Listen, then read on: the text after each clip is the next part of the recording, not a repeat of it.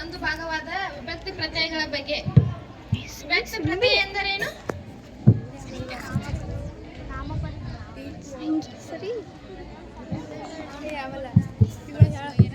ನಾಮ ಪ್ರಕೃತಿಗಳ ಮೇಲೆ ಸೇರಿ ನಾಮಗಳು ಉತ್ಪತ್ತಿ ಮಾಡುವ ಪ್ರತ್ಯಯಗಳಿಗೆ ವಿಭಕ್ತಿ ಪ್ರತ್ಯಯಗಳು ಎನ್ನುವರು. ಇವು ನಾಮದ ಮೇಲೆ ಸೇರುವುದರಿಂದ ಇವುಗಳಿಗೆ ನಾಮ ವಿಭಕ್ತಿ ಪ್ರತ್ಯಯಗಳು ಎನ್ನುವರು. ವಿಭಕ್ತಿಗಳಲ್ಲಿ ಹೊಸಗನ್ನಡ ಪ್ರತ್ಯಯ, ಹಳೆಗನ್ನಡ ಪ್ರತ್ಯಯ ಎಂಬ ವಿಧಗಳು ಇವೆ. ಹೊಸಗನ್ನಡವು ಮುದ್ದನನ ಕಾಲದಲ್ಲಿ ಪ್ರಾರಂಭವಾಯಿತು. ವಿಭಕ್ತಿಗಳು: ಪ್ರಥಮ, ಹೊಸಗನ್ನಡವು ಹಳೆಗನ್ನಡಮ್ಮ ಕಾರಕರ್ತ ಕರ್ತೃತ್ವ. ದ್ವಿತೀಯ ವಿಭಕ್ತಿ: ಹೊಸಗನ್ನಡ ಅನ್ನು ಹಳೆಗನ್ನಡಮ್ಮ ಕಾರಕರ್ತಕ ಕರ್ಮಾರ್ಥ. ತೃತೀಯ ವಿಭಕ್ತಿ: ಹೊಸಗನ್ನಡೆಯಿಂದ ಹಳೆಗನ್ನಡ ಕಾರಕರ್ತಕ ಕರ್ನಾರ್ಥ. ನಾಲ್ಕನೇದಾಗಿ ಪಂಚಮಿ: ಹೊಸಗನ್ನಡಗೆ ಹಳೆಗನ್ನಡಕ್ಕೆ ಕಾರಕರ್ತ ಸಂಪ್ರದಾನ. ಪಂಚಮಿ ಭಕ್ತಿ ದೆಸೆಯಿಂದ ಅಂತನಿ ಹಳೆಗನ್ನಡ ಕಾರಕರ್ತ ಅಪಾದಾನ. ಷಷ್ಠಿ ಹೊಸಗನ್ನಡ ಹಳೆಗನ್ನಡ ಕಾರಕರ್ತ ಸಂಬಂಧ. ಸಪ್ತಮಿ: ಹೊಸಗನ್ನಡ ಅಲ್ಲಿ ಹಳೆಗನ್ನಡ ಒಳ ಕಾರಕರ್ತ ಅಧಿಕರಣ. ಧನ್ಯವಾದಗಳು. ನಮ್ಮ ಶಾಲೆಯಲ್ಲಿ ಸಚೇತನ ಕಾರ್ಯಕ್ರಮವನ್ನು ನಡೆಸಲಾಗುತ್ತದೆ. ಇವತ್ತಿನ ಸಚೇತನ ಕಾರ್ಯಕ್ರಮದ ವಿಷಯ ಸಮಾಸಗಳು.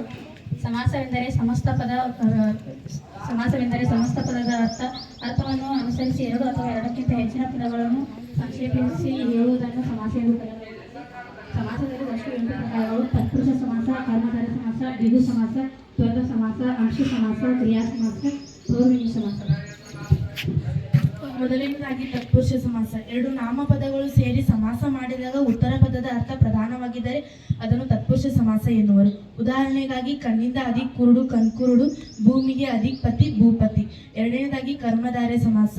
ಪೂರ್ವ ಪದವು ಗುಣವಾಚಕವಾಗಿದ್ದು ಉತ್ತರದ ಪದಗಳು ನಿಶೇಷಣ ಅಥವಾ ನಿಶೇಷ ಸಂಬಂಧಿತದಿಂದ ಕೂಡಿ ಉತ್ತರ ಪದದ ಅರ್ಥ ಪ್ರಧಾನವಾಗಿದ್ದರೆ ಅದನ್ನು ಕರ್ಮಧಾರಯ ಸಮಾಸ ಎನ್ನುವರು. ಉದಾಹರಣೆಗಾಗಿ ಹಿರಿದಾದ ಅಧಿಕ್ ಜೇನು ಹೆಜ್ಜೇನು, ಹಿರಿದಾದ ಅಧಿಕ್ ಮರ ಹೆಮ್ಮರ. ಮೂರನೇದಾಗಿ ದ್ವಿಗು ಸಮಾಸ. ಪೂರ್ವ ಪದವು ಸಂಖ್ಯಾವಾಚಕವಾಗಿದ್ದು ಉತ್ತರ ನಾಮಪದಗಳನ್ನೇ ಸೇರಿ ಸಮಾಸವಾದರೆ ಅದನ್ನು ದ್ವಿಗು ಸಮಾಸ ಎನ್ನುವರು.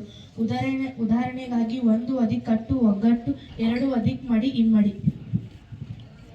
ನಾಲ್ಕನೇದಾಗಿ ಕ್ರಿಯಾ ಸಮಾಸ. ಕ್ರಿಯಾ ಸಮಾಸವು ಪೂರ್ವ ಪದವು ನಾಮಪದವಾಗಿದ್ದು ಉತ್ತರದ ಕ್ರಿಯಾಪದಗಳನ್ನೇ ಸೇರಿ ಸಮಾಸವಾದರೆ ಅದನ್ನು ಕ್ರಿಯಾ ಸಮಾಸ ಎನ್ನುವರು. ಉದಾಹರಣೆಗಾಗಿ ಕೈಯನ್ನು ಅಧಿಕ್ ಹಿಡಿ ಕೈ ಹಿಡಿ, ಕಾಲನ್ನು ಅಧಿಕ್ ಹಿಡಿ ಕಾಲು ಹಿಡಿ.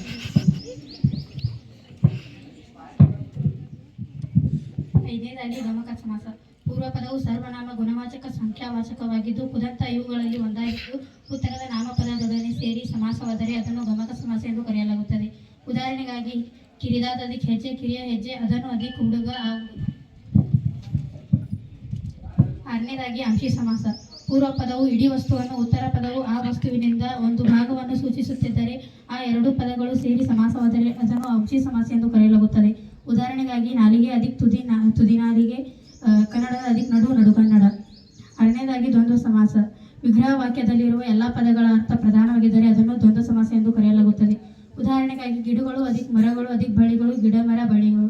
ರಾಮನು ಅಧಿಕ್ ಲಕ್ಷ್ಮಣನು ಅಧಿಕ್ ಸೀತೆಯರು, ರಾಮ ಲಕ್ಷ್ಮಣ ಸೀತೆಯರು. ಎಂಟನೇದಾಗಿ ಬಹುವ್ರೀಹಿ ಸಮಾಸ. ಎರಡು ಅಥವಾ ಎರಡಕ್ಕಿಂತ ಹೆಚ್ಚು ನಾಮಪದಗಳನ್ನು ಸೇರಿ ಸಮಾಸ ಮಾಡಿದಾಗ ಅನ್ಯ ಪದದ ಅರ್ಥ ಪ್ರಧಾನವಾಗಿದ್ದರೆ ಅದನ್ನು ಬಹುವ್ರೀಹಿ ಸಮಾಸ ಎಂದು ಕರೆಯಲಾಗುತ್ತದೆ. ಉದಾಹರಣೆಗಾಗಿ 3 ಅಧಿಕನ್ನು ಮುಕ್ಕನ್ನು, ಶ್ವೇತವಾದ ಅಧಿಕ್ ಅಂಬರ ಶ್ವೇತಾಂಬರ. ಇಲ್ಲಿಗೆ ನಮ್ಮ ಸಮಾಸದ ಮುಖನ ವಕ್ರವನ್ನು ಪಾಣಿಯಲ್ಲಿ ಉಳುವನು ಅವನು ಚಕ್ರಪಾಣಿ. ಇಲ್ಲಿಗೆ ನಮ್ಮ ಸಮಾಸದ ವಿಷಯ ಮುಗಿತು. ಧನ್ಯವಾದಗಳು.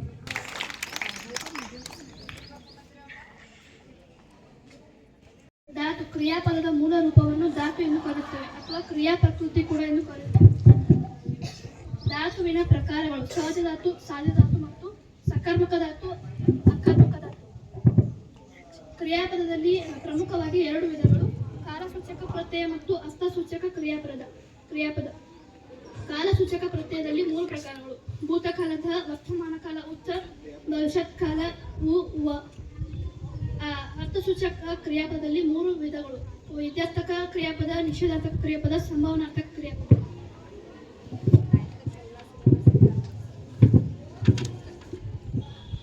ವಿದ್ಯಾರ್ಥಕ ಆಶೀರ್ವಾದ, ಆಜ್ಞೆ, ಅಪ್ಪಣೆ, ಆರೈಕೆ, ಸಮ್ಮತಿ, ತಿರಸ್ಕಾರ ಇತ್ಯಾದಿ ವಿಧಗಳನ್ನು ಹೊಂದಿರುವ ಕ್ರಿಯಾರೂಪವೇ ವಿದ್ಯಾರ್ಥಕ ಕ್ರಿಯಾರೂಪ.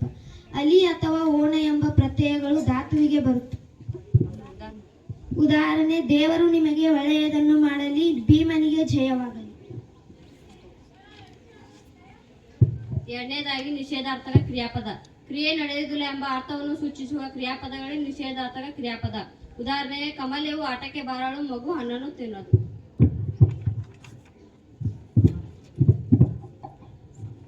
ಮೂರನೆಯದಾಗಿ ಸಂಭವನಾರ್ಥಕ ಕ್ರಿಯಾಪದ. ಕ್ರಿಯೆ ನಡೆಯುವ ಬಗ್ಗೆ ಸಂಶಯ ಊಹೆಯನ್ನು ವ್ಯಕ್ತಪಡಿಸುವಂತಹ ಪದಗಳೇ ಸಂಭವನಾರ್ಥಕ ಕ್ರಿಯಾಪದಗಳು. ಉದಾಹರಣೆ: ಅವರು ಶಾಲೆಗೆ ಬಂದಾರು, ಚೆಂಡು ಮೇಲಕ್ಕೆ ಹೋದಿತು. ಈ ರೀತಿಯಾದ 3 ಕ್ರಿಯಾರೂಪಗಳು ಬರುತ್ತವೆ, ಕ್ರಿಯಾರೂಪ ಪ್ರತ್ಯಯಗಳು. ಧನ್ಯವಾದಗಳು.